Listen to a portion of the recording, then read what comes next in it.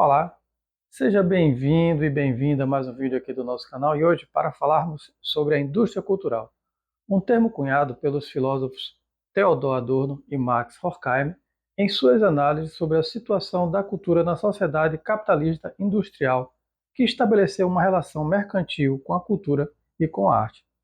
Vamos entender um pouco dessas reflexões na videoaula de hoje.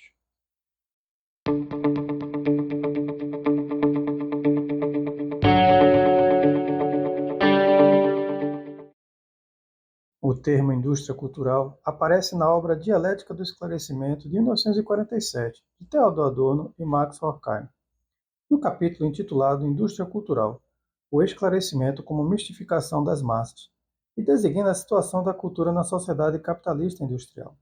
Horkheimer e Adorno elaboraram o conceito de indústria cultural identificando a exploração comercial e a vulgarização da cultura por parte de empresas e instituições que trabalham com formas de produção da cultura visando o lucro, ou seja, indústrias interessadas na produção em massa de bens culturais para fins mercadológicos. A indústria cultural também consiste no uso dos meios de comunicação que se apropriam da cultura, direcionando-a para o consumo, ocorrendo a mercantilização da cultura. Segundo Horkheimer e Adorno, a sociedade capitalista, que tem como principal objetivo o acúmulo de capital, estabelece uma relação mercantil com a cultura e a arte. Assim como a cultura, a arte se transforma em uma mercadoria, inserida e assimilada no processo de produção industrial, onde o lucro passa a ser não apenas a sua principal intenção, mas o seu princípio exclusivo. É nesse contexto que Adorno e Horkheimer dizem que a arte perde o seu valor estético e se transforma em um objeto de interesse coletivo destinado, principalmente, à venda. Numa sociedade em que todas as relações sociais são mediatizadas pela mercadoria, também a obra de arte, ideias, valores espirituais se transformam em mercadoria.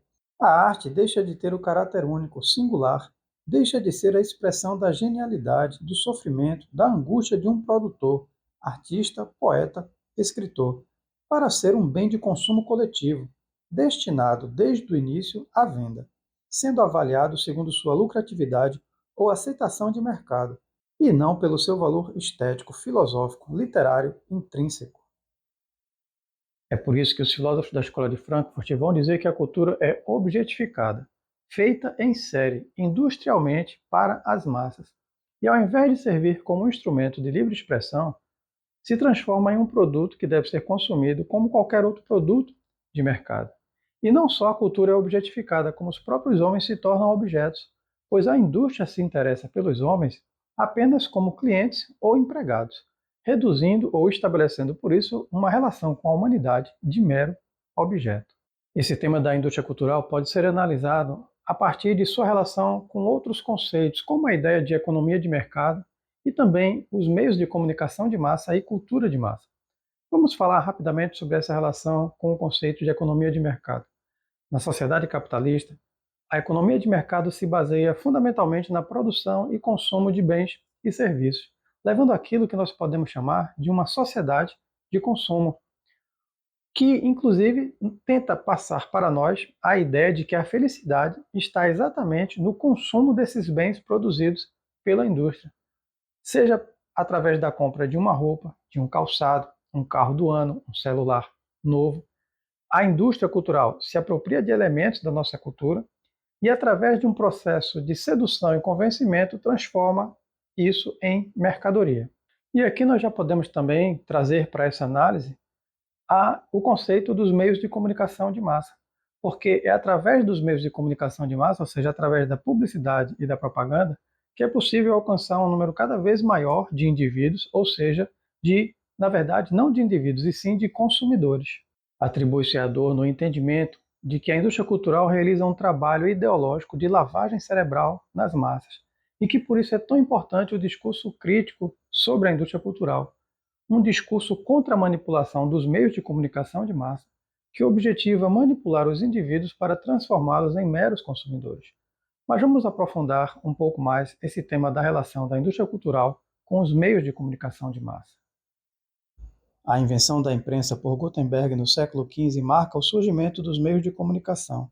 A máquina impressora de Gutenberg foi uma revolução para a época e, desde então, os meios de comunicação vêm se transformando e alcançando um número cada vez maior de leitores, ouvintes, espectadores. No contexto de crítica da indústria cultural, empreendido por Adorno Horkheim, merecem destaques os jornais, revistas, o rádio, o cinema e a televisão. Veículos de comunicação de massa, como o rádio e a propaganda, foram criticados de forma veemente por Adorno e Horkheim pela forma como foram utilizados nas décadas de 1920 e 1930 por Adolf Hitler e Benito Mussolini como estratégias de mobilização de massas. A indústria cultural tem como um dos seus alvos principais de crítica o nazismo e o fascismo. No primeiro caso, nós tivemos uma política de comunicação desenvolvida por Goebbels, que foi ministro da propaganda do governo nazista, onde o rádio se transformou na voz do Führer. Daí o rádio se tornar a boca universal do Führer e a sua voz, nos alto-falantes das estradas, vai além do ulular das sirenes anunciadoras de pânico, do qual a propaganda moderna dificilmente pode se distinguir. O nazismo, como o fascismo, era plenamente consciente da eficácia do rádio, e Adorno e Horkheim presenciaram diretamente o modo como o nazismo utilizou o rádio como estratégia de mobilização. Afinal, eles viviam na Alemanha. Eles faziam parte do Instituto de Pesquisa Social, mais conhecido como Escola de Frankfurt, que ficava na cidade de Frankfurt, na Alemanha.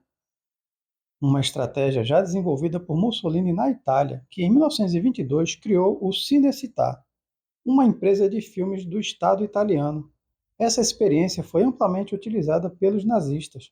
Nazistas e fascistas perceberam rapidamente o grande potencial de mobilização das massas através do cinema e do rádio.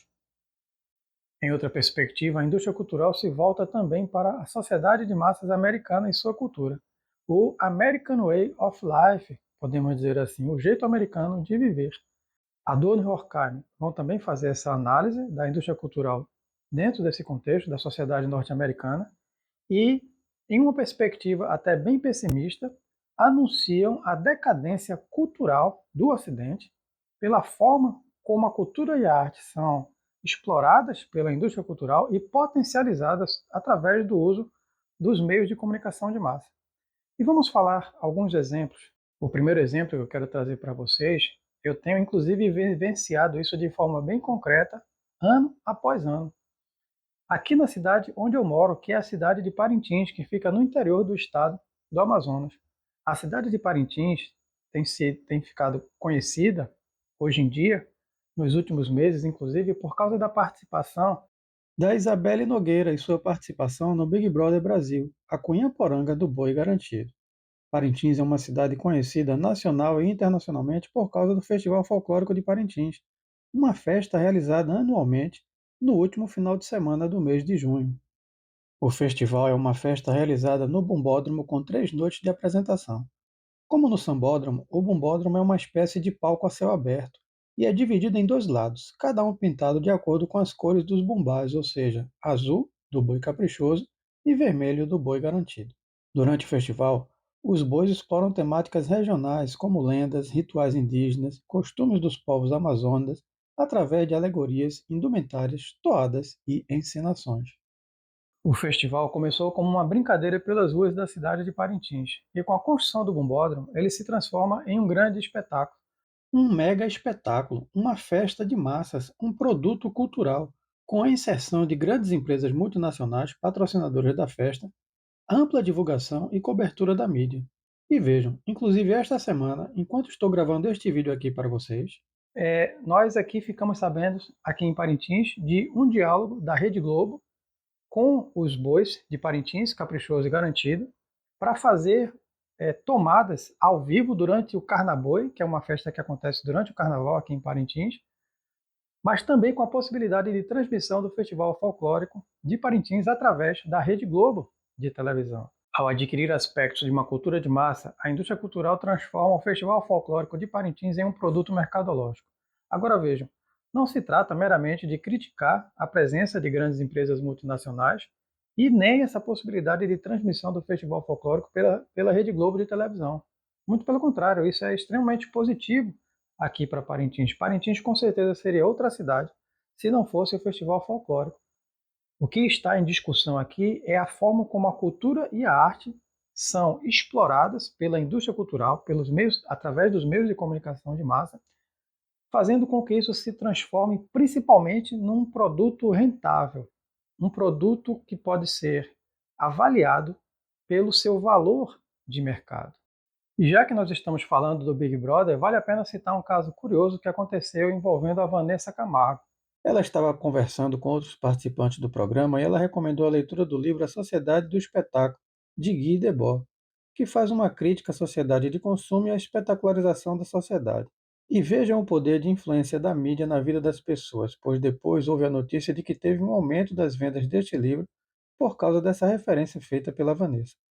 Pelo pouco que eu pude acompanhar, ela sugeriu a leitura deste livro para que as pessoas pudessem compreender os interesses políticos, e eu poderia até acrescentar aqui agora também os interesses econômicos, que existem por trás da cultura de um povo, que inclusive esses interesses eles existem não para enriquecer essa cultura, e aqui eu vou usar uma expressão utilizada por ela, mas segundo ela, esses interesses existem para emburrecer o povo. Eu vou trazer mais um exemplo e de forma bem sucinta para que o vídeo ele não se estenda muito. Mas vamos pensar, por exemplo, na tradição cristã, na comemoração do Natal e da Páscoa. Duas festas, na verdade, mas que a gente pode fazer uma mesma análise. Originalmente, nós temos a celebração do nascimento de Jesus e, no segundo caso, na Páscoa, é a questão do seu sofrimento, da sua morte e da sua ressurreição.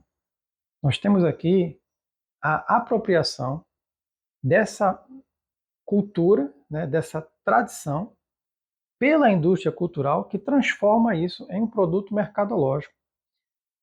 No caso do Natal, nós temos a figura do Papai Noel, que é um velhinho de barba branca que mora no Polo Norte e na noite do Natal ele sai distribuindo presentes, né, para todas as crianças, montado no seu trenó, puxado por suas renas, e que inclusive na história original Papai Noel nem vestia vermelho, a sua roupa era verde. Foi através de uma campanha publicitária da Coca-Cola, e aqui eu não vou saber precisar exatamente o ano, mas se não me falha a memória, na década de 1930, foi através de uma campanha publicitária da Coca-Cola que o Papai Noel passou então a trajar roupas vermelhas, exatamente para identificar o bom velhinho com os produtos da Coca-Cola. E no mesmo caso nós temos aqui a Páscoa, né? O que o sofrimento de Jesus tem a ver com o coelho da Páscoa? E coelho que bota ovo e ovo ainda de chocolate. Eu acho que esses exemplos deixam bem claro para vocês como a indústria cultural se apropria desses valores para transformar isso em um produto mercadológico. Quem ganha com isso são as grandes empresas, no caso da Páscoa são as empresas de chocolate. No caso do Natal, aí todo o comércio, de uma forma geral, se beneficia, porque todo mundo vai comprar. Na verdade, a gente sabe que não é Papai Noel quem dá presente, né? Somos nós, os pais, que compramos presentes para os nossos filhos. E todo o comércio, de uma forma geral, a indústria também, se beneficia com essa festa. E, em alguns casos, nós terminamos até esquecendo o verdadeiro valor daquela celebração, né? O seu valor cultural como expressão humana da cultura de um povo. Vamos agora fazer algumas breves considerações para a gente se encaminhar para a conclusão da nossa videoaula.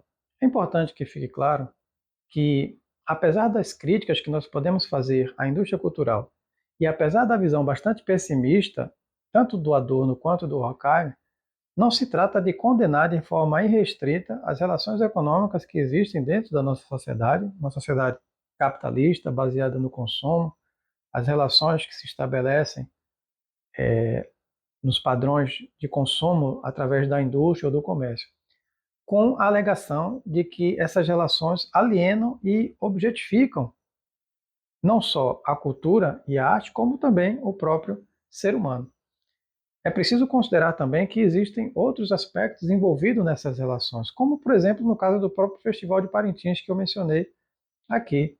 Economicamente, a cidade de Parintins seria outra se não fosse o festival folclórico. O festival ele tem impactos diretos em diferentes setores da cidade, seja no comércio, seja na área do turismo ou no setor hoteleiro, por exemplo. Mas também não podemos deixar de fazer uma análise crítica das relações de consumo que são estabelecidas dentro da nossa sociedade e que têm, inclusive, impactos no modo como lidamos com a cultura e a arte. Mas também não estamos defendendo aqui que um artista ele não deva vender suas obras. Seria até ingênuo pensar que estamos defendendo algo parecido. Obviamente, o Festival de Parintins, os artistas de Parintins, eles podem vender o seu trabalho. Obviamente, não estamos aqui criticando o fato de nós podermos celebrar uma festa natalina onde a gente possa distribuir presentes, né, para que as pessoas possam se confraternizar. Não é isso que estamos criticando e nem é esse o objetivo da crítica à indústria cultural, mas sim trazer essa reflexão para que a gente não se torne alvo de manipulação dos meios de comunicação de massa e tampouco da própria indústria cultural, que vê o ser humano, como nós já tivemos a oportunidade de frisar aqui, muito mais como um objeto que tem o seu valor de mercado. Também não estamos criticando aqui a existência do entretenimento, afinal, o lazer é algo fundamental e até indispensável para a existência humana. Mas devemos sim criticar a forma como esse entretenimento é utilizado para emburrecer a sociedade, digamos assim. E eu gostaria de dizer algumas breves palavras para encerrar, fazer algumas considerações sobre a indústria cultural no contexto da era digital. Adorno e Horkheim, eles fizeram suas análises levando em consideração principalmente a existência dos meios de comunicação como o rádio, a televisão, a propaganda, criticaram também o cinema. E esse contexto que a gente está vivendo hoje não é o mesmo do Adorno e do Horkheim, e nós precisamos sim levar em consideração a forma como são utilizados hoje em dia as novas tecnologias de informação e comunicação dentro dessa perspectiva da indústria cultural do Adorno e do Horkheim. Eu vou ser bem breve porque, na verdade, eu acho que esse tema mereceria até um vídeo específico só para falar dessa relação da indústria cultural no contexto da era digital. Se há 50 anos atrás a televisão aberta produzia programas cujo principal objetivo era manter a audiência colada na tela, porque quanto maior a audiência, maior o valor de venda dos seus espaços de propaganda, hoje a cultura digital tem substituído esse papel que era predominante da televisão. A nova rede mundial digital tem a mesma intenção e opera com os mesmos fins, só que querendo fazer com que a gente possa ficar, se possível, 24 horas grudado na tela de um celular. Precisamos ter um certo cuidado agora no século XXI com o chamado ambiente virtual e digital, porque inclusive já se fala em dependência digital pela forma como temos nos tornado dependentes do uso de um smartphone, por exemplo. Precisamos ter esse cuidado, inclusive no mesmo sentido da crítica que Adorno e Horkheim fizeram à indústria cultural de sua época, no século XX. Uma crítica que possa preservar os seres humanos para que eles não se transformem em uma coisa objetificada, cujo valor é medido principalmente pelas relações econômicas que favorecem as grandes empresas, as grandes indústrias, e agora também as chamadas Big Techs, ou seja, as grandes empresas de tecnologia. Então é isso, pessoal. Foram essas algumas reflexões que nós trouxemos aqui para tratar deste tema da indústria cultural. Até a próxima videoaula.